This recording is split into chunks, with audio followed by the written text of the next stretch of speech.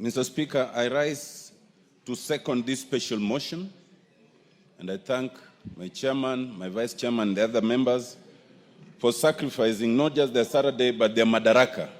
For us, we had no Madaraka on this day because we sat throughout.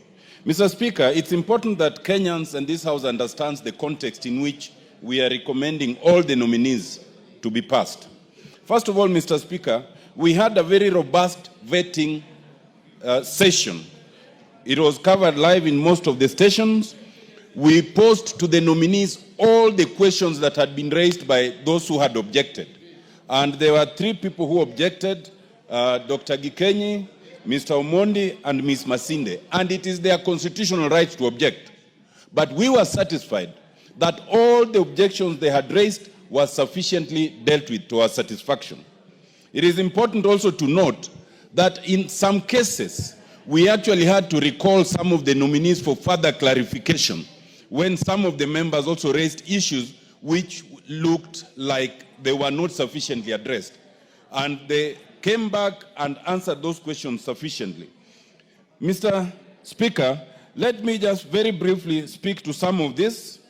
I think the chairman has covered a lot of them. Let me start with the nominee for chair, Erastus Ethekon.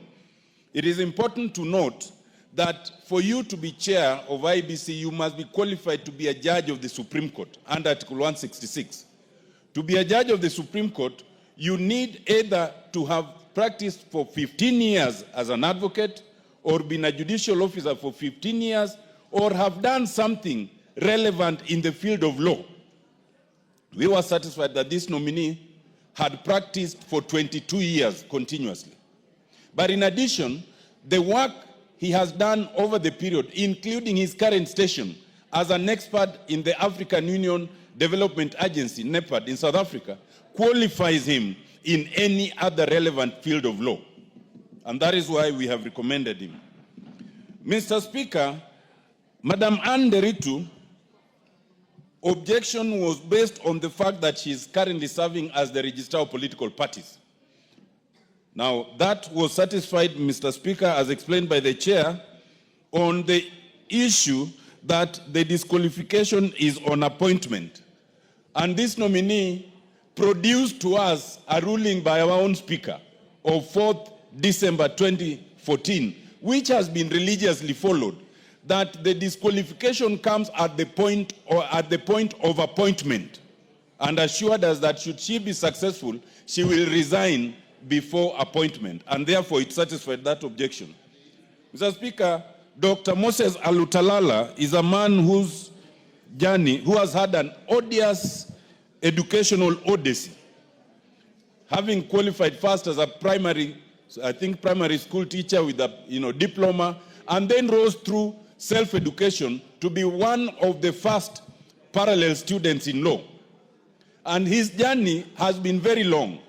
But of note to us is the fact that he was admitted as an advocate in the year 2014 and was able to produce to us every practicing certificate each year since then. And that satisfies the idea of being a practitioner of at least 10 years. And that's why we were satisfied. Mr. Speaker, Mary Karen Sorobit has practiced law for 29 years.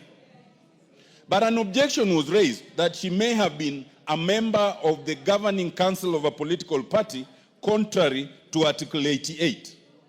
This nominee was able to demonstrate to us that although she served as a deputy CEO in one of the political parties, she was never a member of the governing body, and went to the registrar of political parties and produced those who were members of the governing body for Jubilee since inception, and even for UDA, and therefore was able to demonstrate that she is not disqualified under that rubric. Hassan Nur Hassan is a gentleman with about 40 years in public administration as required by Section 6 of the IEBC Act. But of note was an objection that had been raised under Article 88(2)(a), that he may have vied as a governor within the last 5 years. Mr. Speaker, Mr. Hassan was able to demonstrate to us by reading the express provisions of the Constitution that the disqualification only